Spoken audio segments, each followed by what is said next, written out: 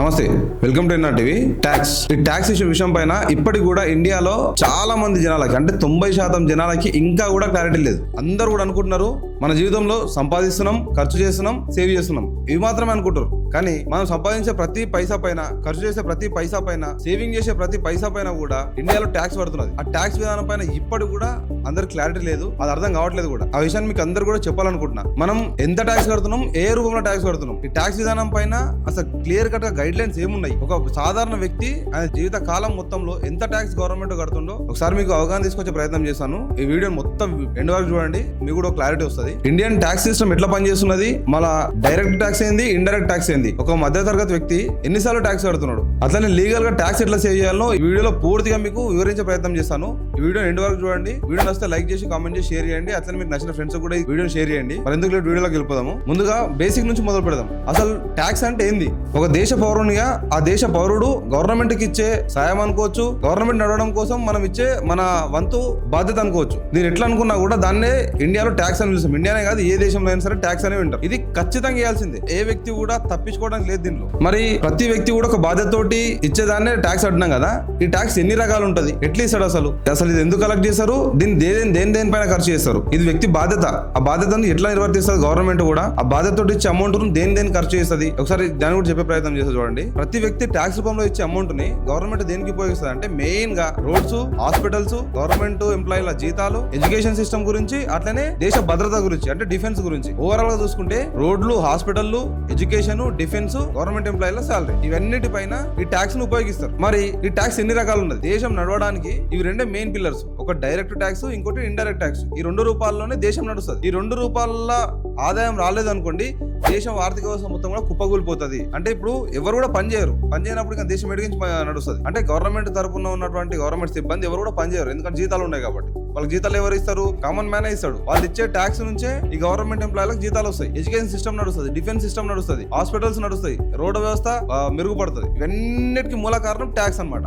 అందుకే అంత గవర్నమెంట్ కూడా అంత పకడ్బందీగా ట్యాక్స్ వసూలు చేస్తుంది, అంత కేర్ తీసుకొని. అది ప్రతి వ్యక్తి కూడా అంతే బాధ్యతాయుతంగా ట్యాక్స్ కడతా ఉన్నాడు. నువ్వు కట్టకున్నా నువ్వు వెచ్చించే ప్రతి దానిపైన, అంటే నువ్వు ఖర్చు చేసే ప్రతి దానిపైన కూడా ట్యాక్స్ రూపంలో గవర్నమెంట్ ఆదాయం వెళ్తూనే ఉన్నది. అది ఒకసారి మీకు చెప్పే ప్రయత్నం చేస్తాను. చూడండి, ఫస్ట్ ట్యాక్స్ 2 రకాలన్నా కదా, ఒక డైరెక్ట్ ట్యాక్స్, ఇండైరెక్ట్ ట్యాక్స్ అని. ఇప్పుడు డైరెక్ట్ ట్యాక్స్ అంటే ఏందో ఒకసారి చూద్దాం. ఒక డైరెక్ట్ ట్యాక్స్ అంటే మీరు గవర్నమెంట్ కు డైరెక్ట్ గా చెల్లించే ట్యాక్స్ అనమాట. అంటే ఒక వ్యక్తిని అనుకుందాం, ఆయన పేరు, సరే ఎవరి పేరు ఎందుకు, నా పేరు అనుకుందాం, రమేష్ అనుకుందాం. రమేష్ అనే వ్యక్తి ఎంప్లాయీగా ఒక కంపెనీలో పనిచేస్తుంటే ఆయనకు ఒక 1 lakh శాలరీ ఉందనుకోండి, అంటే ₹1,00,000 శాలరీ ఆయనకు ఉందనుకోండి. సంవత్సరంకు 12 లక్షలు, సంవత్సరంకు 12 లక్షల్లో ఇంత పర్సెంట్ అని చెప్పేసి గవర్నమెంట్ డిసైడ్ చేస్తూ ఉంటుంది. ఎప్పటికప్పుడు చేంజ్ అవుతూ ఉంటుంది. ఆర్థిక సంవత్సరంకు గవర్నమెంట్ ఆ దేశ అవసరాలను బట్టి ట్యాక్స్ అనేది పెంచుతుంటూ తగ్గిస్తూ ఉంటుంది. అట్లా చూసుకున్నట్టయితే ఒక ఎంప్లాయీ నెలకు ₹1,00,000 సంపాదించి సంవత్సరంకు 12 లక్షల రూపాయలు సంపాదిస్తున్నాడు అంటే ఆయనకు క్లియర్ కట్ గా ఇంత ట్యాక్స్ నువ్వు కట్టాలని చెప్పేసి గవర్నమెంట్ గైడ్ లైన్స్ ఉన్నాయి. ఆ గైడ్ లైన్స్ ప్రకారమే ఆ ఎంప్లాయీ కూడా తన శాలరీ నుంచి ఆటోమేటిక్ కట్ అయిపోవడానికి ఈయన కూడా యాక్సెప్ట్ చేస్తాడు.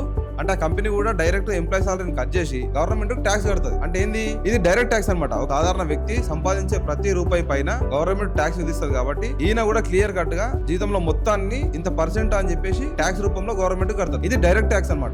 దీంట్లో మధ్యవర్తులు ఎవరు లేరు. దీంట్లోనే ఇంకో రకం కూడా ఉన్నది, కార్పొరేట్ ట్యాక్స్ అని చెప్పేసి. ఇది ఏం పడుతుంది అంటే ఇన్కమ్ పైన ట్యాక్స్ పడుతుంది. సపోజ్ ఏదైనా కంపెనీ, ప్రైవేట్ కంపెనీ ఉంటుంది కదా, ప్రైవేట్ కంపెనీ నీ జీతం పైన మళ్ళీ ఒక ట్యాక్స్ ఇస్తుంది. దాన్ని స్లాబ్ ట్యాక్స్ అని చెప్పేసి అంటారు. దీన్ని జీతం మొత్తంలో ఇంత పర్సెంట్ అని చెప్పేసి స్లాబ్ ట్యాక్స్ అని చెప్పేసి కంపెనీస్ కూడా కడతాయి. ఇది కార్పొరేట్ ట్యాక్స్ అనమాట. దీనిలో ఇంపార్టెంట్ కాన్సెప్ట్ ఏంటంటే old tax resume, new tax resume ఉన్నది. అంటే ఈ రెండిట్లో డిఫరెన్స్ ఏంటంటే డిడక్షన్ ఎన్ని రకాలు అయితే అంటే ఒకటి 80C, 80D ఈ రకాల డిడక్షన్ అవుతుంది. ఇక ఈ ట్యాక్స్ వల్ల అసలు ప్రాబ్లం ఏంది, ఈ ట్యాక్స్ వల్ల ఎట్లా ఇబ్బంది పడుతున్నారు జనాలు అంటే ఈ 2 రకాలు ఉంటుంది. దీంట్లో కూడా అదేంటంటే ట్యాక్స్ సిస్టమ్ వల్ల మిడిల్ క్లాస్ పీపుల్ పైన ఎక్కువ బర్డెన్ పడుతున్నది. అదే రిచ్ పీపుల్ అనుకోండి, లూప్ హోల్స్ ఏమైనా ఉన్నాయో ఆ లూప్ హోల్స్ అన్ని ఉపయోగించి ట్యాక్స్ ఎగ్గొడుతున్నారు. అది రకరకాలుగా మేము మూగజీవులను ఇస్తామని చెప్పేసి చాలా మంది పెద్ద ఎంప్లాయీస్ కానీ, లేకపోతే యాక్టర్లు కానీ, రాజకీయ నాయకులు కానీ, రకరకాల అందరూ కూడా ట్యాక్స్ కట్టకుండా ఏం చేస్తారంటే లూప్ హోల్స్ ఉంటాయి కదా, లూప్ హోల్స్ అన్ని ఉపయోగించి మూగజీవులు మేము పెంచుతున్నాము. ఆ గుర్రాలను, కుక్కలను, ఇంకా రకరకాల జీవాలు మేము పెంచుతున్నాం కాబట్టి వాటికి మేము డబ్బు వెచ్చిస్తున్నాము కాబట్టి మేము ట్యాక్స్ కట్టలేమని చెప్పేసి ఆ లూప్ హోల్స్ ఉపయోగించి వాళ్ళు నార్మల్ గానే ఉంటున్నారు. కానీ సాధారణ మధ్యతరగతి పీపుల్ పైన ఇది బర్డెన్ అనేది ఎక్కువ పడుతుంది. ఇది ఒక ప్రాబ్లం. దీని వల్ల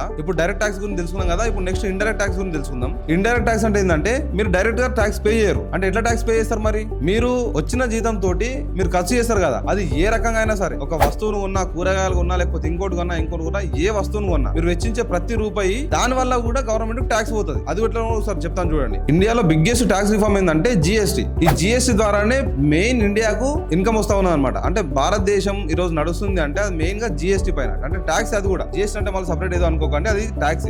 అంటే ఏ దానిపైన ఎంత ట్యాక్స్ విధించాలనే దానిపైన గవర్నమెంట్ క్లియర్ కట్ గా ఒక గైడ్ లైన్ తీసుకొచ్చింది. దాన్ని జిఎస్టీ అంటాము. ఆ ట్యాక్స్ ఎట్లెట్లుందో ఒకసారి చూద్దాం. జిఎస్టీ లో స్లాబ్స్ ఎట్లున్నాయంటే 4 రకాలు ఉన్నాయి. అంటే 4% జిఎస్టీ కట్టుతున్నాము. అదేదో చూద్దాం ఒకసారి. మెయిన్ గా 5%, 12%, 18%, 28%.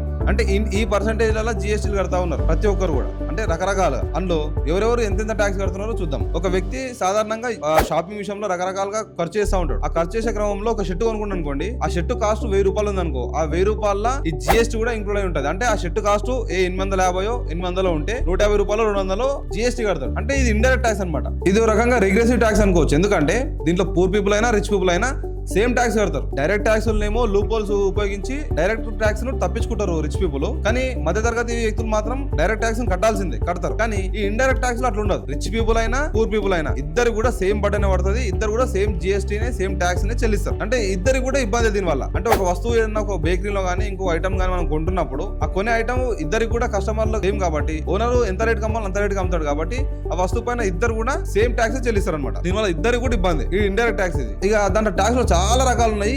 అందులో ఒకటి ఎగ్జాంపుల్ మీకు షర్ట్ చెప్పిన కదా, ఇంకా నెక్స్ట్ ఒకటి ఫ్యూయల్ ది. ఇండియాలో ఫ్యూయల్ ట్యాక్సెస్ చాలా హైలో ఉన్నాయి. అది ఎట్లా పడుతుందో ఒకసారి చూడండి. పెట్రోల్ ప్రైస్ బ్రేక్ డౌన్ ఎట్లయితే అంటే base price, central excise, state VAT ఈ 3 ఇంక్లూడ్ అయి ఉంటాయి. అంటే స్టేట్ కైనా సెంట్రల్ కైనా ఈ ట్యాక్స్ రూపంలో ఈ ఫ్యూయల్ ట్యాక్స్ పైన స్టేట్ కు సెంట్రల్ కు 2 కూడా ఆదాయం ఉంటుంది. అక్కడ రాష్ట్రానికి చెల్లించాలి, మనం దేశానికి కూడా చెల్లిస్తాం. 100 రూపాయలకు పెట్రోల్ లీటర్ ఉంది అంటే దాంట్లో ఓన్లీ పెట్రోల్ కాస్ట్ 30 రూపాయలు మాత్రమే ఉంటుంది. అందులో పడే 70 రూపాయలు కూడా అక్కడ స్టేట్ గానీ సెంట్రల్ గానీ ఆదాయం ఉంటుంది. పెట్రోల్ కు నువ్వు చెల్లించే 100 రూపాయల 30 రూపాయలు మాత్రమే ఆ ఉత్పత్తి సంస్థకు కానీ ఆ మేనేజింగ్ సంస్థకు కానీ అవుతాయి. ఇంకా 35 రూపాయలు అంటే 70 రూపాయలు స్టేట్ కు సెంట్రల్ కు రెండుటికి కూడా ట్యాక్స్ రూపంలో వెళ్తుంది.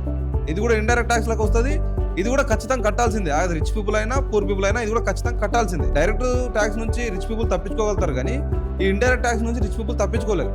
ఎందుకంటే వాళ్ళు వెచ్చించే పైసలైనా మనం వెచ్చించే మనీ అయినా సరే రెండు కూడా సేమే ఉంటాయి. ఇద్దరు కాస్ట్ కూడా సేమే ఉంటుంది కాబట్టి వాళ్ళకి సరి సమానంగా ఇండైరెక్ట్ ట్యాక్స్ పడుతుంది. ఇద్దరు కూడా ఖచ్చితంగా కట్టాల్సిందే. చాలా సార్లు నేను రెగ్యులర్ గా గమనించింది అంటే కనీసం 50% అని ఉంటుంది. 50 రూపాయలు ఉత్పత్తి సంస్థకు కానీ ఆ మేనేజింగ్ సంస్థకు కానీ పోయినా కూడా ఇంకా 50 రూపాయల్లో గవర్నమెంట్ స్టేట్ కు సెంట్రల్ కు రెండుటికి కూడా ఇన్కమ్ అవుతుంది. ఇప్పటిదాకా చూసిన దాంట్లో ప్రతి దాంట్లో కూడా ఇప్పటిదాకా 50% ఎప్పుడు తగ్గలేదు. ఆ రకంగా ఈ ఫ్యూయల్ పైన ట్యాక్స్ కడతాం. ఇంకా ఇండైరెక్ట్ ట్యాక్సెస్ చాలా ఉన్నాయి. అట్లా చూసుకున్నట్లయితే రకరకాలు ఉన్నాయి. అందులో మీకు ఒకసారి కొన్ని చెప్పే ప్రయత్నం చేసి చూడండి. దాంట్లో ఎలక్ట్రిక్ బిల్ పైన కూడా ట్యాక్స్ కడతాం మనం. Next toll tax. ఆ టోల్ ట్యాక్స్ లో కూడా మళ్ళీ ట్యాక్స్ కడతాం. మళ్ళీ ప్రాపర్టీ ట్యాక్స్, మన ప్రాపర్టీ ట్యాక్స్ కూడా కడతాం కాబట్టి దాని రకంగా కూడా ట్యాక్స్ కడతాం. మళ్ళీ స్టాంప్ డ్యూటీ అని చెప్పేసి ఏదన్నా రిజిస్ట్రేషన్ కానీ ఇంకోటి కానీ చేసినప్పుడు స్టాంప్ డ్యూటీ అనేది వసూలు చేస్తారు. అది కూడా గవర్నమెంట్ ట్యాక్స్, అది ఇండైరెక్ట్ ట్యాక్స్ కిందకి వస్తుంది. ఆ తర్వాత రోడ్ ట్యాక్స్. ఏ వాహనం కొనుగోలు చేసినా అది 2 వీలర్ అయినా 3 వీలర్ అయినా 4 వీలర్ అయినా హెవీ వెహికల్ అయినా ఏ వెహికల్ కొనుగోలు చేసినా కూడా ఆ వెహికల్ కొనేటప్పుడే రోడ్ ట్యాక్స్ అని చెప్పేసి కడతాం. అంటే ఒక 10 లక్షల వెహికల్ ఏదైనా మనం కొనుక్కుంటాం అనుకోండి, అలా 30 నుంచి 40 వేల రూపాయలు రోడ్ ట్యాక్స్ పేరు మీద కడతాం. రోడ్ ట్యాక్స్ రూపంలో కూడా మళ్ళీ గవర్నమెంట్ ఇన్కమ్ అవుతుంది. Next insurance GST. మన జీవితం మీద చేసుకునే ఇన్సూరెన్స్ పైన కూడా జిఎస్టీ ఉన్నది. ఈ రకంగా కూడా మళ్ళీ చేసుకునే ఇన్సూరెన్స్ పైన కూడా జిఎస్టీ కడతాము. అది కూడా ట్యాక్సే. అంటే ఇన్ని రకాలుగా ట్యాక్స్ మనం కడుతున్నాం. ఇప్పుడు మొత్తం మీకు పై నుంచి ఎక్స్ప్లెయిన్ చేసుకుంటూ వస్తా ఉన్నావు కదా, మీకు షార్ట్ కట్ లో ఒకసారి చెప్పే ప్రయత్నం చేసి చూడండి. అంటే మీకు ఈజీగా అర్థం కావడానికి. అంటే ఇప్పుడు సాధారణంగా ఏ వ్యక్తి కూడా ఈ ట్యాక్స్ సిస్టమ్ పైన క్లారిటీ లేదు ఫుల్ గా. ఆ క్లారిటీ తెప్పించే ప్రయత్నం చేస్తాను నేను. అంటే ఎందుకంటే ఫస్ట్ ఏదైనా ఇన్ఫర్మేషన్ మాకు తెలిసినప్పుడు దాంట్లో మార్పులా చేర్పులా అనేది ఆలోచిస్తాం. ఎందుకంటే ఈ రోజు గవర్నమెంట్ నడుస్తుందంటే కూడా గవర్నమెంట్ అక్కడ ఉన్నటువంటి నాయకులు అధికారులు వాళ్ళు చక్కగా తీసుకొచ్చి కూర్చున్నది కాదు. కామన్ పీపుల్ డిసైడ్ చేసిందే. కామన్ పీపుల్ డిసైడ్ చేసినా వాళ్ళు అక్కడ పోయి కూర్చుంటారు. కాబట్టి కామన్ పీపుల్ కు ఈ ట్యాక్స్ విషయం క్లియర్ గా అర్థం కావాలి. అర్థమైనప్పుడే వాళ్ళు ఏదైనా నిర్ణయం తీసుకోవడానికి వస్తుంది. కాబట్టి అది చెప్పే ప్రయత్నం చేయాలి. మన వీడియో వల్ల కూడా 10 మందికి హెల్ప్ అవుతుంది, 10 మందికి తెలుస్తా అని చెప్పి ప్రయత్నం చేస్తా ఉన్నా. అదే ప్రయత్నం ఇది. మొత్తం అది ఎక్స్ప్లెయిన్ చేసుకుంటూ వచ్చినా కదా. ఇప్పుడు ఒక చార్ట్ లాగా ఊహించుకోండి మీరు. అంటే వ్యక్తికి ఎక్కడ నుంచి స్టార్ట్ అవుతుందో ఎక్కడ వరకు ఎండ్ అవుతున్న ట్యాక్స్ సిస్టమ్ అనేది ఒకసారి చెప్తాను చూడండి. ఎగ్జాంపుల్, ఇప్పుడు రమేష్ అనే వ్యక్తి ఉన్నాడు. రమేష్ అనే వ్యక్తికి శాలరీ వచ్చినప్పుడు ఏమో ఇన్కమ్ ట్యాక్స్, షాపింగ్ చేసినప్పుడు జిఎస్టీ ట్యాక్స్ కడుతున్నాడు. నెక్స్ట్ పెట్రోల్ కానీ డీజిల్ కానీ నువ్వు ఏది కొన్నా మళ్ళీ ఫ్యూయల్ ట్యాక్స్, దానిపైన జిఎస్టీ పడుతుంది. మళ్ళీ అది ఒక ట్యాక్స్. ఇన్వెస్ట్మెంట్లు, నువ్వు ఎట్టే ఇన్వెస్ట్మెంట్ పైన కూడా క్యాపిటల్ గెయిన్ అని చెప్పేసి ఒక ట్యాక్స్ పడుతుంది. అంటే 4 రకాలుగా. ఒకటి శాలరీ రూపంలో ఇన్కమ్ ట్యాక్స్, నువ్వు షాపింగ్ చేసినప్పుడు ఏమో జిఎస్టీ, ఫ్యూయల్ పైన ఏమో ఫ్యూయల్ ట్యాక్స్, నెక్స్ట్ నువ్వు పెట్టే ఇన్వెస్ట్మెంట్ పైన ఏమో క్యాపిటల్ గెయిన్ ట్యాక్స్. అంటే ఇన్ని రకాలుగా ట్యాక్స్ అనేది పడుతున్నావు అనమాట. ఇండియన్ ట్యాక్స్ సిస్టమ్ లో ఇష్యూ ఉంది. ఆ ఇష్యూ ఏమున్నది, దాన్ని ఎట్లా సాల్వ్ చేసుకోవచ్చు ఒకసారి చూద్దాం. మెయిన్ గా ఇష్యూస్ ఏంటంటే కాంప్లెక్సిటీ ఒకటి, రెండోది మిడిల్ క్లాస్ పైన హెవీ బర్డెన్ పడుతున్నది, 3 ట్యాక్స్ ఇవేషన్, నెక్స్ట్ ఇండైరెక్ట్ ట్యాక్స్ అనేది ఎక్కువ ఉన్నది. దీని వల్ల కూడా బర్డెన్. ఈ 4 ఇష్యూస్ ఎక్కువగా అనిపిస్తున్నాయి అనమాట. దీన్ని గవర్నమెంట్ దీనిపైన చర్య తీసుకొని సాల్వ్ చేసే దిశగా ప్రయత్నిస్తే కొంచెం బెటర్ గా ఉంటుంది. మిడిల్ క్లాస్ పీపుల్ పైన కొంచెం భారం తగ్గే అవకాశం ఉంటుంది. అదొకసారి చూడాలి. మరి మీ మిడిల్ క్లాస్ పీపుల్ ఈ ట్యాక్స్ బటన్ ఎక్కువ అవుతుంది కదా, ఈ ట్యాక్స్ ఎట్లా సేవ్ చేసుకోవచ్చు, సేవ్ చేసుకోవడానికి అవకాశం ఉన్నదా అంటే ఉన్నదనే చెప్తా. ఎందుకంటే వీళ్ళకు ఆలోచించక దాని గురించి తెలుసుకోక ఇంకొకటి తెలుస్తలేదు. ఈ ట్యాక్స్ నెట్ కొంచెం సేవ్ చేసుకోవచ్చు. ఎట్లా సేవ్ చేసుకోవచ్చు అంటే కూడా దానికి కూడా అవకాశం ఉన్నది, దానికి కూడా మార్గాలు ఉన్నాయి. అది కూడా ఒకసారి చెప్తాను చూడండి. ఫస్ట్ పాయింట్ వచ్చేసి సెక్షన్ 80C కింద PF, LIC, ELSS ఈ మూడు పైన కూడా వీటి వల్ల కొంచెం ట్యాక్స్ సేవ్ చేసుకోవచ్చు. నెక్స్ట్ హెల్త్ ఇన్సూరెన్స్, ఇది 80D లో ఉంటుంది. హెల్త్ ఇన్సూరెన్స్ చేసుకుంటే కూడా కొంచెం ట్యాక్స్ సేవ్ చేసుకునే అవకాశం ఉన్నది. ఇది కూడా గమనించండి ఒకసారి. Next home loan benefits, home loan తీసుకున్న దాని ద్వారా కూడా ఈ ట్యాక్స్ అనేది తగ్గించుకోవచ్చు. ఓవరాల్ గా ఈ వీడియోలో మీకు ఏంటంటే మెయిన్ ట్యాక్స్ సిస్టమ్ ఎట్లున్నది ఏందనేది కూడా చెప్పే ప్రయత్నం చేసిన. అవసరం అయితే మళ్ళీ ఒకసారి విని కూడా మీరు అర్థం చేసుకోండి. చాలా మంది అనుకుంటారు ట్యాక్స్ సిస్టమ్ సింపుల్ అని. ట్యాక్స్ సిస్టమ్ ఏం సింపుల్ కాదు. మనం అవసరమైన దానికంటే కూడా ఎక్కువ ట్యాక్స్ కడుతున్నాం. అంటే ప్రతి రూపాయి పైన మనం తెచ్చే ఒక 1000 రూపాయలను 500 ట్యాక్స్ రూపాయలు మళ్ళీ గవర్నమెంట్ కట్టేస్తున్నాం. రకరకాలుగా అది మళ్ళీ 500 కంటే కూడా ఎక్కువనే మళ్ళీ గవర్నమెంట్ ట్యాక్స్ కడుతున్నాం. ట్యాక్స్ బర్డెన్ అనేది ఎక్కువనే ఉన్నది. అదందరూ కూడా ఒకసారి గమనించండి. అంటే ట్యాక్స్ సిస్టమ్ పైన కానీ ఇంకా రకరకాల దానిపైన ఏ దానిపైన అవేర్నెస్ ఉంటేనే మనం ఇంకా కూడా బెటర్ ఫైనాన్షియల్ డెసిషన్స్ తీసుకుంటాం. కాబట్టి ఏ దాన్ని ఎట్లా చేసుకుంటే బెటర్, ఎట్లా సేవ్ చేసుకోవాలనే దానిపైన పూర్తి అవగాహన తెచ్చుకోండి. ఈ ట్యాక్స్ గురించి కూడా మొత్తం కూడా ఎక్స్ప్లెయిన్ చేసిన కదా. ఈ వీడియో మీకు యూస్ఫుల్ అనిపిస్తే వీడియోని చూసి లైక్ చేసి కామెంట్ చేసి షేర్ చేయండి. అట్లనే మా ఛానల్ సబ్స్క్రైబ్ చేసుకోవడం మాత్రం అస్సలు మర్చిపోకండి. ఎందుకంటే నేను బెటర్ కంటెంట్ చేసి మీకు ఇన్ఫర్మేషన్ అందించాలంటే మీ సపోర్ట్ మాకు అవసరం. కాబట్టి మీ సపోర్ట్ మాకు బూస్టింగ్ ఇవ్వాలంటే అది ఎట్లా అంటే లైక్, షేర్, కామెంట్ వల్ల మాకు బూస్టింగ్ ఇస్తారు. నేను చేసే ప్రతి ఇన్ఫర్మేషన్ మీకు అందాలంటే ఛానల్ సబ్స్క్రైబ్ చేసుకొని పక్కన ఉన్న బెల్ ఐకాన్ క్లిక్ చేసి పెట్టుకోండి. అప్పుడు మీకు చేసే ప్రతి అప్డేట్ కూడా మీకు నోటిఫికేషన్ వస్తుంది. కాబట్టి ఖచ్చితంగా మా ఛానల్ సబ్స్క్రైబ్ చేసుకొని మాకు సపోర్ట్ చేయండి. Thank you.